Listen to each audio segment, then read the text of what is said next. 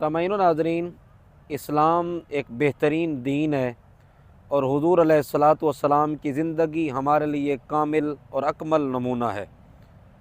मैं एक बात आपसे शेयर करना चाहता हूँ, गुजारिश करना चाहता हूँ कि जब आप किसी गाड़ी पे हैं, सफ़र में हैं और ख़ुद ड्राइव कर रहे हैं तो खुदारा अपनी ज़िंदगियों की ज़रूर हिफाजत करें।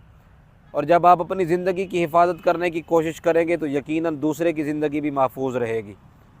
हुज़ूर अलैहिस्सलातु वस्सलाम ने इरशाद फरमाया, जिसने किसी की एक की जान बचाई उसने पूरी इंसानियत को बचाया।